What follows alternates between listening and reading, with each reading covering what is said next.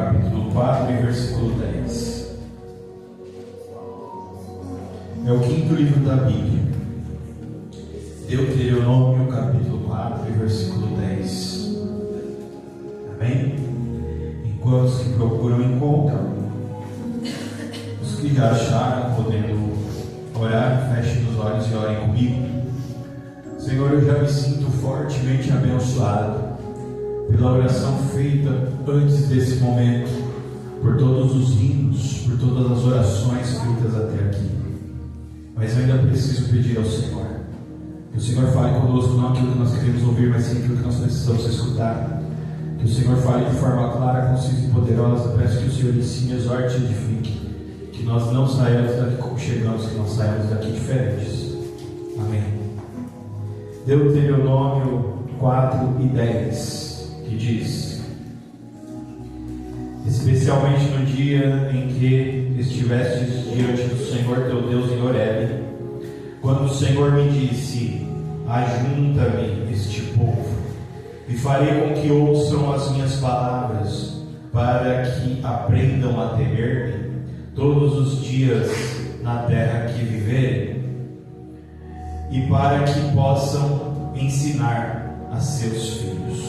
Amém? Não somente até aqui. Irmãos, por esta palavra nós vamos identificar um lugar que tem um nome. Esse nome é Horebe. Horebe é uma região lá na terra de Israel. Nós vamos chamar de Horebe uma região montanhosa. E no Horebe, nós também, dentro de Horebe, temos um outro nome importante na Bíblia Sagrada que se chama Sinai. Eu gostaria de pregar nessa noite sobre lugares que marcam a nossa vida, as nossas vidas. Se você puxar pela sua memória, você vai ter lugares onde você morou, onde você viveu por muito tempo, lugares onde durante a sua vida você visitou, lugares que se tornaram importantes para vocês e para as pessoas que são da sua família, que são do seu convívio. Lugares que têm o seu peso e a sua importância de acordo com aquilo que nós passamos nesses lugares. Eu não sei se todos aqui moram na mesma casa onde nasceram, mas alguns de nós já nos mudamos de casa algumas vezes na nossa vida. E todas as vezes que nós temos a oportunidade de passar por algum lugar onde nós já moramos, é impressionante como a lembrança volta. Parece que a gente nunca foi embora. A gente pode passar muitos anos sem passar por aquela rua, sem passar por aquela residência, mas quando a gente passa por ali, parece que uma parte, parece que a gente se reencontra com um pedaço nosso, cara. Eu me lembro que eu cresci numa casa dos 3 ou 4 anos até uns 12 ou 13 anos, e foi um lugar onde nós passamos por muitas lutas, por muitas tribulações. Eu lembro que os meus pais lutavam muito, trabalhavam muito, e quando alguma coisa estava para dar certo, muito perto, de repente estava errado. E aí eu lembro que por causa de um processo que a nossa família passou, a gente mudou de casa, a gente saiu daquela residência. E para quem acredita em coincidência, fique à vontade, mas tem gente que não acredita. Depois de se mudar daquela casa, a nossa vida começou a ter saltos. Coisas boas começaram a acontecer na vida de todos nós, de todas as pessoas da nossa família. Então lugares, eles marcam a nossa vida. E até mesmo um lugar físico fora de nós, ele também existe dentro de nós. Nós estamos espiritualmente ligados a lugares que fazem parte da nossa vida. Você pode retornar ao lugar que você morou, de repente a casa que você morou não existe mais, derrubaram, construíram um prédio, mas um pedaço seu está lá, as suas lembranças estão lá.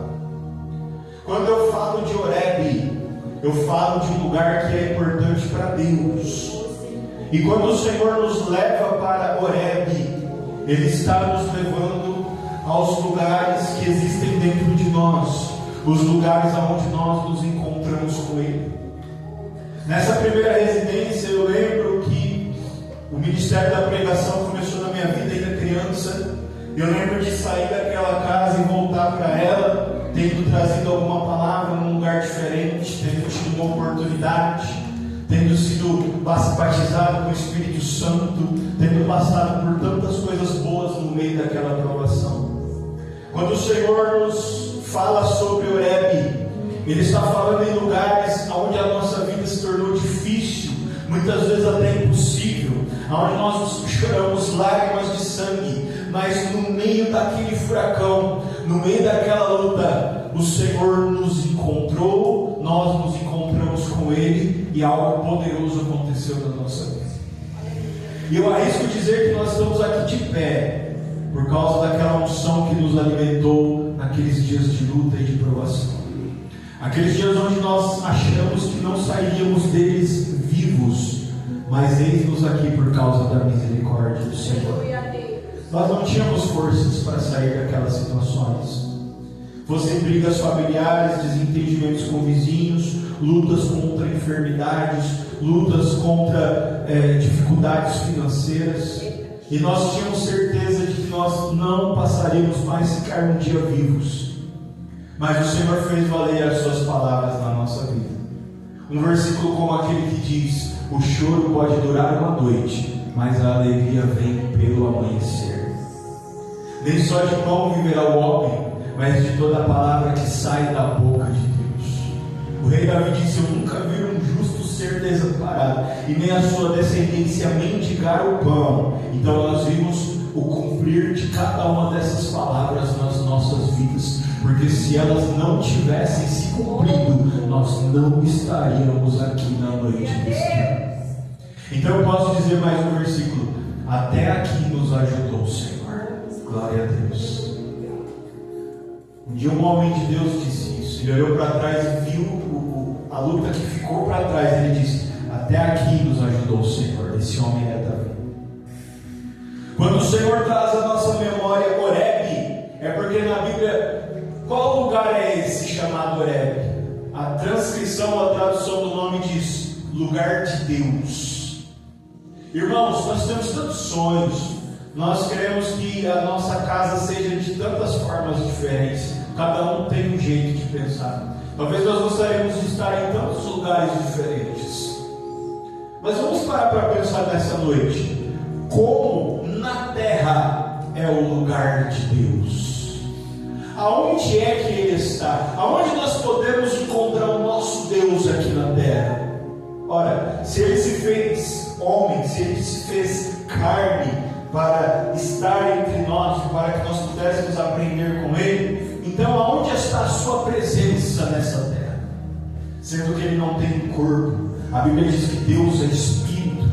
Mas onde nós podemos encontrá-lo? Porque na terra nós precisamos de lugares para nos localizar, para nos entender.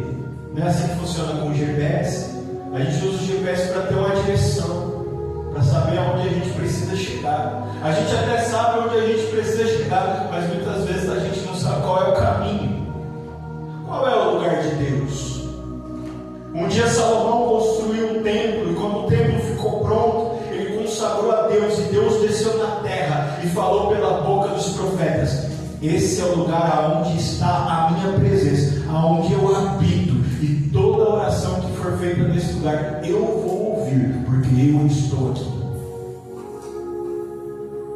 Horebe, na sua tradução do nome, é o lugar de Deus.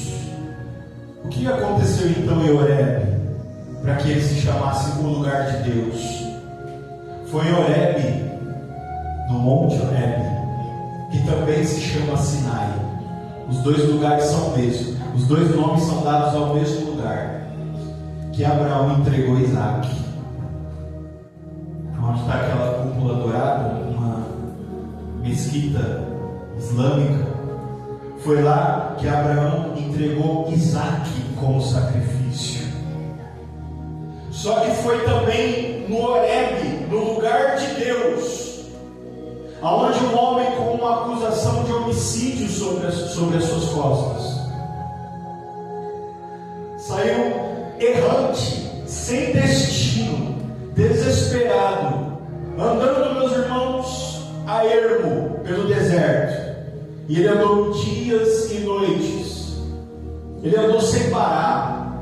Ele não sabia para onde ele estava indo.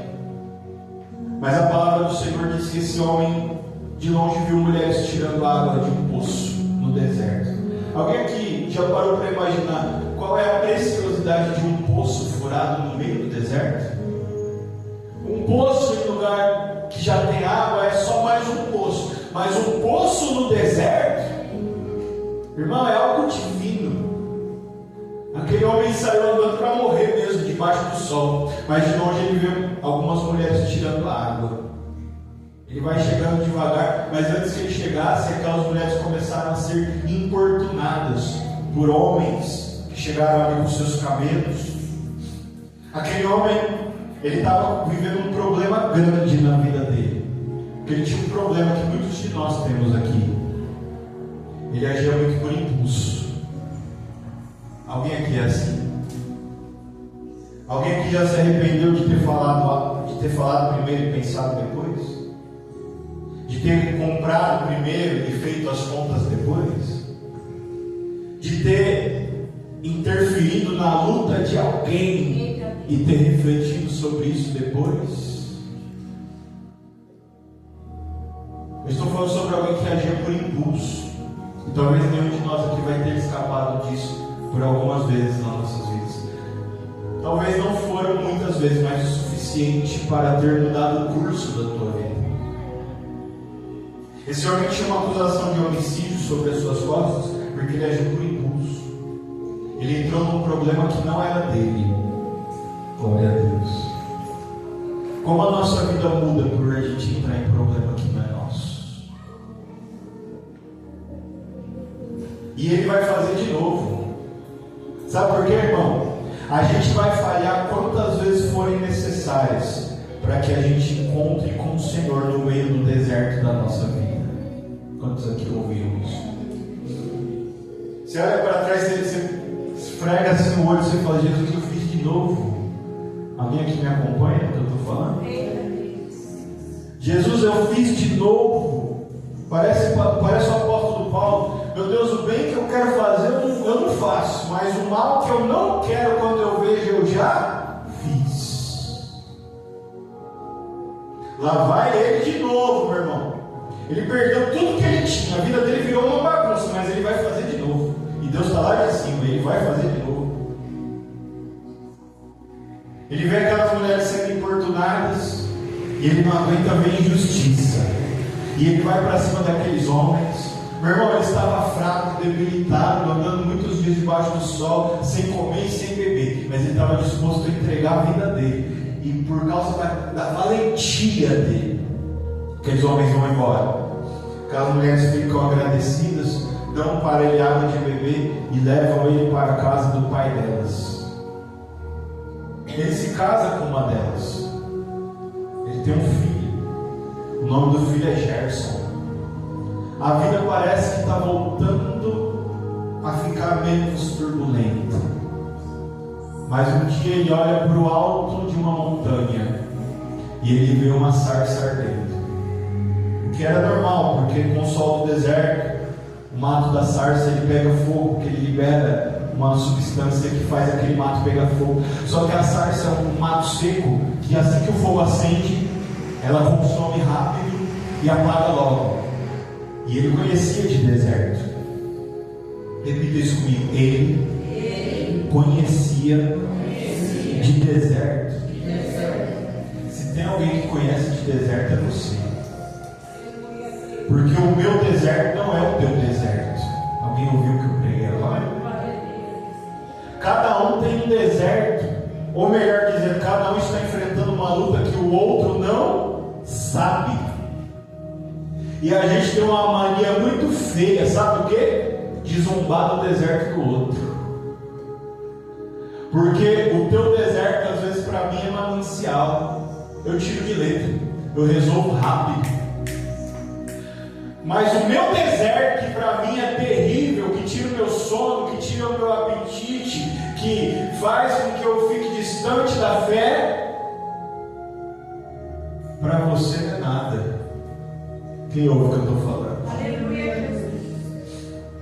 A gente tem que ter cuidado de não zombar do deserto do outro. Porque quando a gente vai enfrentar o nosso, a gente fica, fala de deserto, meus irmãos, eu não consigo me esquecer de uma mulher chamada Agar. Vocês lembram dela? A palavra diz que Sarai mandou Agar embora com um filho, uma criança, e ela saiu andando errante no deserto. A palavra diz que ela percebeu que o menino ia morrer de sede. Ela deixou ele e andou a distância de uma flecha, uns 500 metros, e começou a chorar porque ela ia perdendo o filho dela. Quando de repente um anjo bradou e perguntou: mulher, por que você está chorando? Ela falou: meu filho vai morrer. Aí o anjo falou: vai morrer porque tem um poço aqui, tira água e bebe. Alguém ouviu isso? Às vezes a gente acha que a gente não sabe para onde a gente está indo, mas desde o primeiro passo o Senhor está nos guiando. Sabe por quê, irmão? Porque Deus não colocou o poço lá para ela beber água. O poço sempre esteve lá. Deus sempre estava guiando ela para perto do poço. Aleluia. E aonde era o poço? No deserto. Porque Deus sempre nos guia para algo que é precioso. O que eu disse mais cedo? Poço, aonde já tem água, é só mais um poço. Mas poço no deserto é coisa linda, é coisa preciosa, é coisa rara. Deus nunca vai te guiar para aquilo que não tem valor. Deus sempre vai te levar passo ante passo. Ele vai te levar metro por metro para aquilo que vai ser importante para a tua vida. O poço, meu irmão, sempre esteve lá, porque era um poço no deserto. Deus não fez o poço aparecer, mas Deus, desde quando ela achou que saiu sem destino, Deus estava guiando os passos. Porque Ismael era importante para Deus, Agar era importante para Deus. Mesmo que eles não fossem importantes para Sara, eles eram importantes para o Senhor. Quantos aqui ouviram isso? Estou ainda falando de lugares. Horebe é o lugar do sacrifício do irmão do Ismael. Horebe é o lugar do sacrifício do Isaac. Horebe é o lugar para onde Moisés olhou e viu a sarça arder sem se consumir. E de vez em quando a gente vai voltar a lugares que a gente esqueceu que nós já passamos por ele, mas o Senhor vai nos fazer lembrar. Saber que Deus é um Deus que faz lembrar? Ele ainda escreve na palavra dele, o Deus que não esquece de nada. Deus nunca esqueceu de nada, mas ele de propósito, ele fala: lembrar-me-ei de ti. Como que eu vou me lembrar de algo que eu nunca esqueci? É só para você saber que eu estou pensando em você, diz o Senhor. Irmão, é muito forte o que eu vou falar agora. Moisés olha para aquela sarça e tudo começa ali. Tudo começa naquele dia, porque ele olhou e viu pegar fogo. Ele foi cuidar da vida dele. Quando ele olhou de novo, ainda estava pegando fogo, e foi isso que chamou a atenção dele. E quanto mais tempo ele olhava, quanto mais aquilo demorava para acontecer alguma coisa, mais aquilo incomodava ele. E às vezes o que vai nos aproximar de Deus não é aquilo que torna a nossa vida mais fácil, mas é aquilo que nos incomoda. Não era mais para aquele mato seco estar pegando fogo, mas por que ele está pegando? Muitas vezes o que vai nos aproximar de Deus é aquilo que a gente não consegue explicar. Por que fulano está me perseguindo? Por que eu trabalho tanto e não tenho recurso? Por que eu cuido tanto de um problema e quanto mais eu cuido dele, mais ele cresce, mais ele aparece? Eu vou ter que ir lá ver o que está acontecendo. E às vezes, ir na direção daquilo que a gente não entende vai fazer com que a gente encontre com o próprio Deus. A palavra diz, nós já sabemos o que vai acontecer. Moisés vai lá e Deus fala com ele. E tudo começa naquele lugar. Repita isso comigo: lugar. Mais uma vez, lugar. De novo, lugar. Tudo acontece naquele lugar. Deus fala com ele, ele vai embora fazer o que Deus mandou. Para resumir a história, que é muito grande, ele pega a família dele, ele pega a esposa, pega o Gerson, o filho dele, e vai. Aliás, ele vai voltar. Ele vai voltar para onde? Para outro lugar. Para qual lugar que ele vai voltar? Para o lugar onde ele recebeu uma condenação por homicídio. Você percebeu que a nossa vida é marcada por lugares? Você já conversou com alguém que não nasceu em São Paulo? Que a família está lá no Nordeste? Que a família está lá em Minas Gerais? No Mato Grosso do Sul? Você já percebeu como, quando a pessoa fala de onde ela veio, tem um pouquinho de tristeza na voz?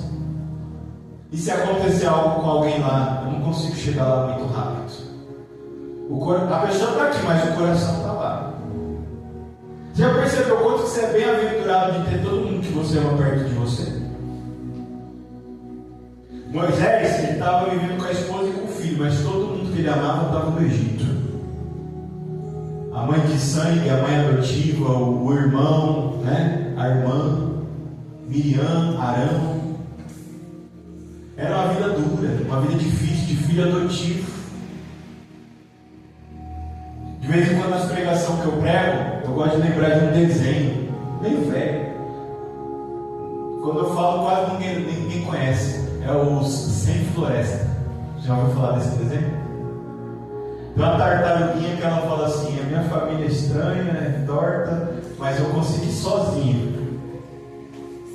Vocês são minha família. É estranha, é torta, ninguém aqui dá certo, mas eu consegui minha família sozinho. Aleluia a Deus. Irmão, a gente sente saudade daquilo que a gente conquistou sozinho. Glória a Deus. Às vezes, irmão, é algo tão pequeno, tão barato, mas você sofreu tanto que aquilo te mostra como Deus é na tua vida. Quantos aqui ouviram o que eu preguei? Glória a Deus. Tem gente aqui que se eu colocar a chave do carro zero na tua mão, não vai te emocionar tanto quanto aquele primeiro tênis que você comprou com metade de um salário que você ganhou, aquele primeiro suado.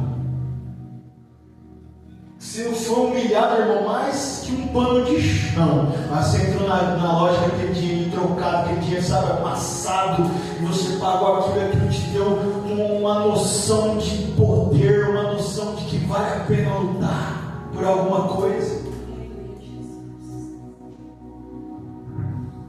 É porque Deus nos visita nesse momento. Glória a Deus. Quantos ouviram isso? Glória a Deus. Ele fala: é sobre isso que eu estou tentando te ensinar. Aleluia. E Deus sempre nos visitará nas pequenas coisas, porque Ele mora nos detalhes. Repita isso comigo: Deus me visitará nas pequenas coisas. Glória a Deus. Moisés vai voltar para o lugar da sua acusação. Ele pega a esposa e o filho dele e ele volta lá. No meio do caminho, irmão, dá tudo errado. O anjo, Deus mandou ele voltar, mas o mesmo Deus que mandou ele voltar mandou um anjo para provar ele.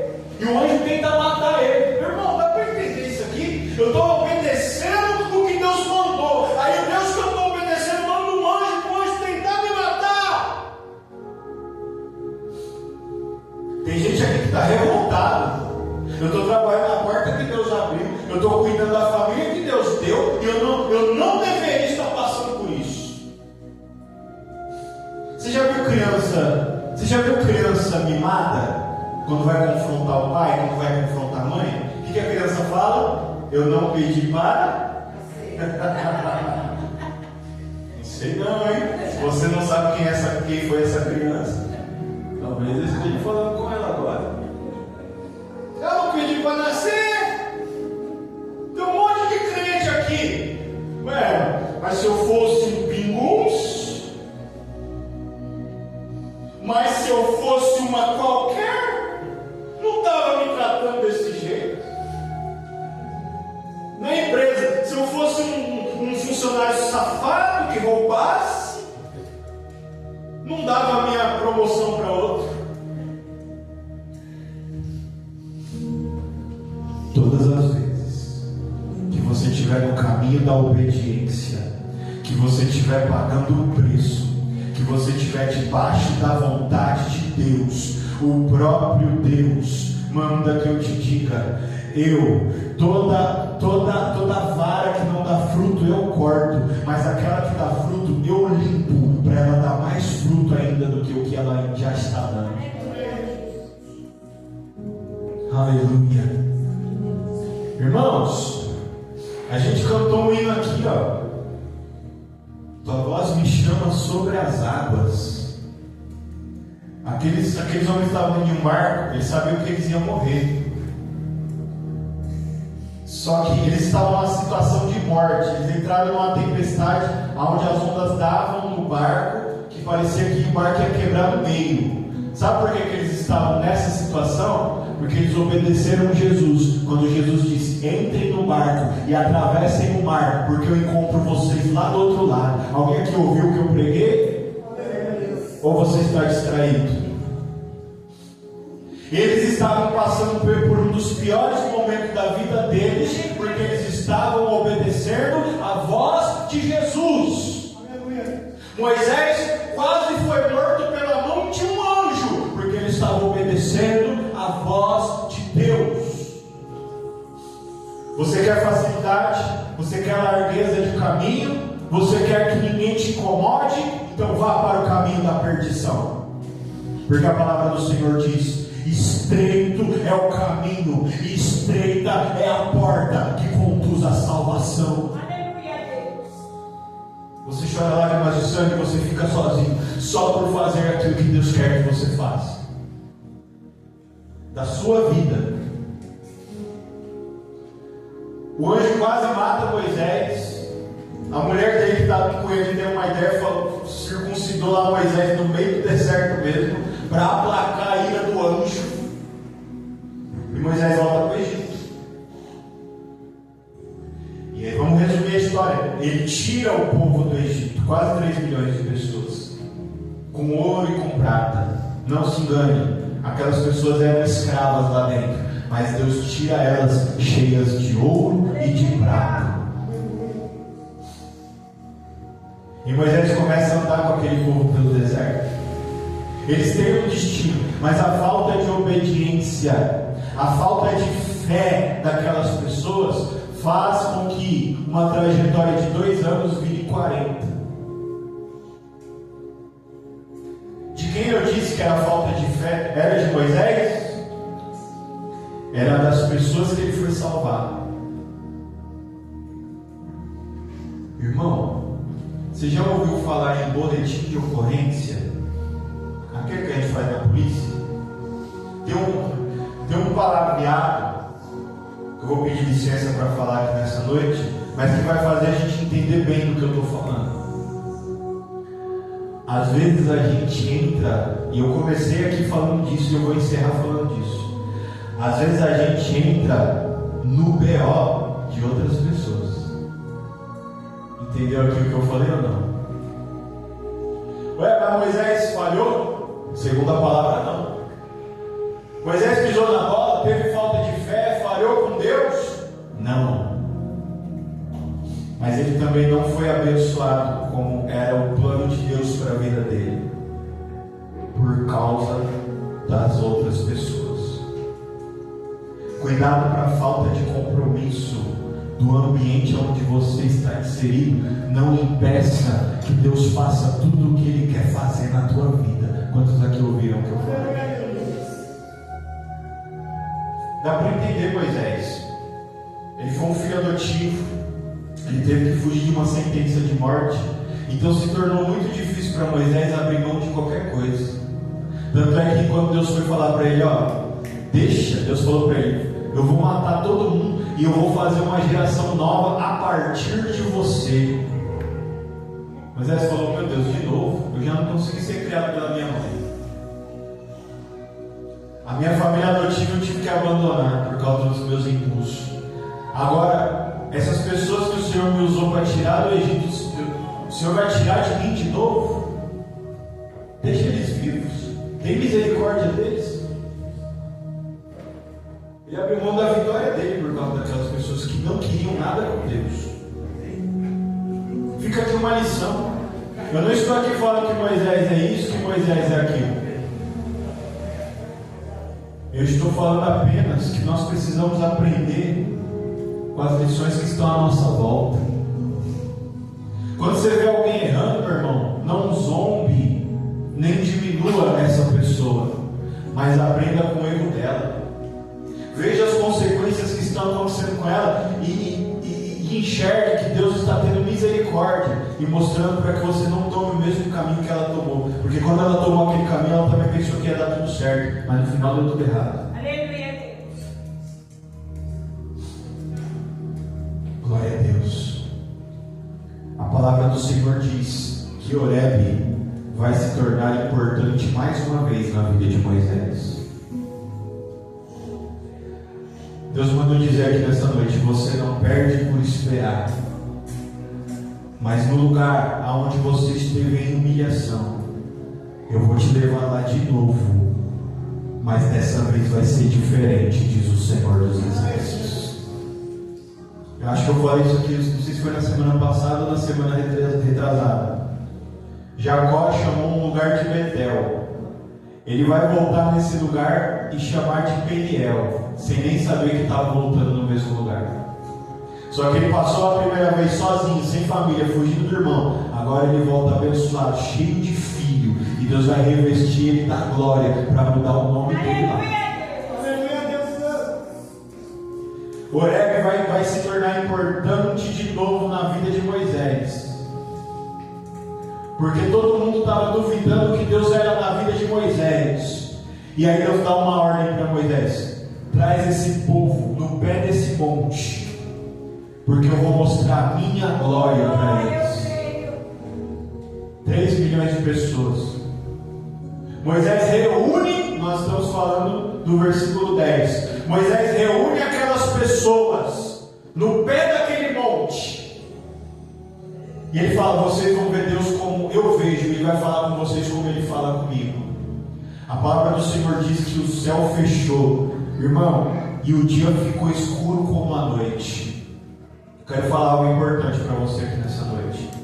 Tem gente que pensa que o diabo é a escuridão e que Deus é a claridade. Eu tenho algo a te dizer: não, meu irmão, Deus é tudo. Ele é a claridade, mas Ele também é o Deus das trevas. Ele manda nas trevas e Ele manda na luz. Tudo está debaixo do controle de Deus. Sabe como que eu sei disso? Porque a palavra me diz: e Deus falou com o povo de entre as trevas. Ele fez o dia virar noite, para aquelas pessoas saberem que elas não estavam diante de qualquer coisa. Elas estavam diante do dono do dia, que se quiser transforma o dia em noite. Quem é que ouviu o que eu preguei? Só que Deus queria falar com aquelas pessoas uma palavra de correção. Então, quando elas chegaram no pé daquele monte, elas começaram a ver raios, trovões. Está escrito que a terra tremeu e que elas ouviram um estrondo de trovoada, um estrondo de saraiva, um estrondo de coisas terríveis. E todos temeram. Mas enquanto aquelas pessoas estavam acuadas com medo, Moisés estava ouvindo a voz de Deus como um sussurro na base do seu ouvido, dizendo: eu sou contigo.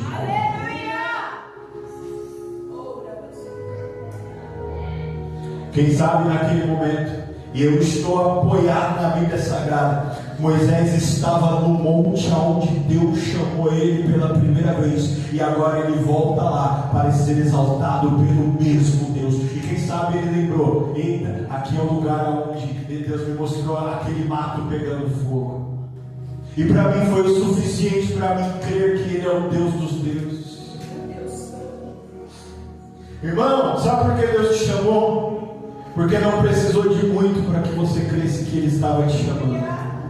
Tem gente que, se ele fizer tremer um monte, se ele transformar a noite em dia, ainda não vai crer que Ele é Deus. Mas você está aqui nessa noite porque um dia Ele te chamou pelo teu nome, e mesmo fraco, mesmo torto, mesmo errado, você disse assim: Senhor, se eu fosse o Senhor, eu não me chamaria. eis-me aqui. Glória a Deus. Alguém aqui vai perguntar, com tanta gente sabida do mundo, estudada, bem nascida, para que Deus vai me chamar? Irmão, eu amo os que me amam, diz o Senhor. Existem pessoas que são incapazes de amar a Deus. A palavra diz que Ele chamou a todos, e poucos são os escolhidos. Por quê? Ele escolheu a todos, mas poucos dos que Ele escolheu, escolheram a Ele. Quantos aqui ouviram essa palavra? Ele não vê como o homem vê, Ele está atento ao coração. É o que está escrito no profeta Samuel. Deus conhece o teu coração. Muitas são as bocas que dizem em nome de Jesus e se Deus quiser, mas poucos são aqueles que em oculto, sem que ninguém veja, louvam e exaltam o nome do Deus vivo de Israel.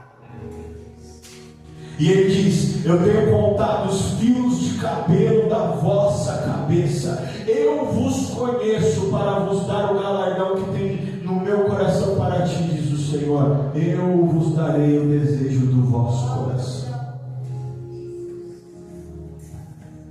Esse é o Horebe, o lugar da onde você pode ter saído humilhado, mas aonde Deus vai te levar exaltado, em nome de Jesus. Eu quero, meus irmãos, agradecer por essa oportunidade. A pastora Cida falou sobre pregação. Houveram vezes, eu tenho que tomar cuidado para falar isso, porque às vezes eu não me expresso bem, mas eu não acredito que eu pregue nem bem nem direito. Mas algumas vezes alguém chegou em mim e falou: você prega bem. Pessoas diferentes. Aconteceu já, graças a Deus. Eu sempre disse assim, se eu não disse, eu posso ter pensado. Se você acha que eu prego bem, é porque você nunca viu minha mãe pregar.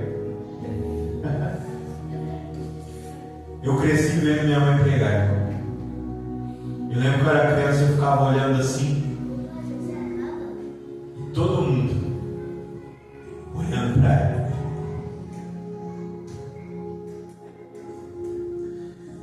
Eu era uma criança parecida com aquela menina ali. Eu olhava e falava: minha mãe é alguém muito importante, porque as pessoas não piscam enquanto ela fala. Eu devo ser filho de alguém muito importante.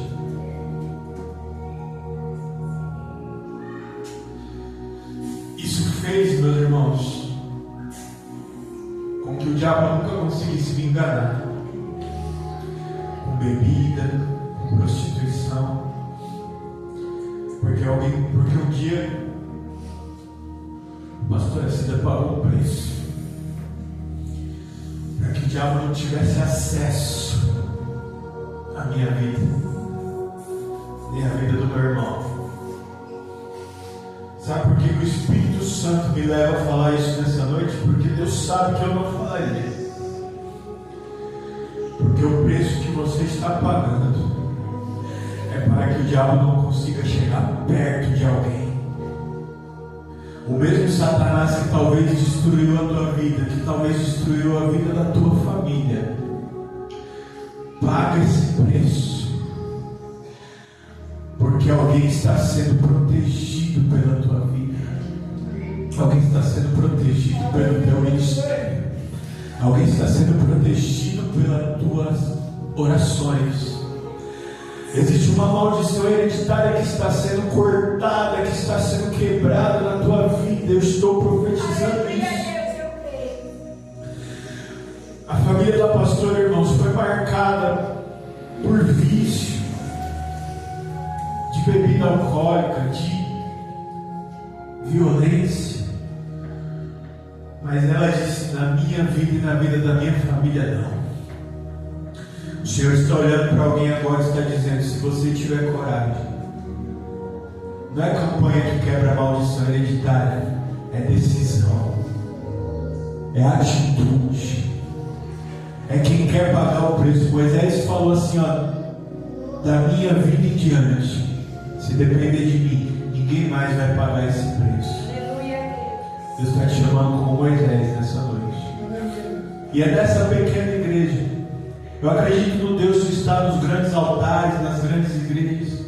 Irmão, mas é numa igrejinha como essa que Ele levanta os Moisés, que Ele levanta os Samuel, que Ele levanta as Déboras. E Ele está te levantando aqui nessa noite em nome de Jesus. Amém? As palmas são para Jesus.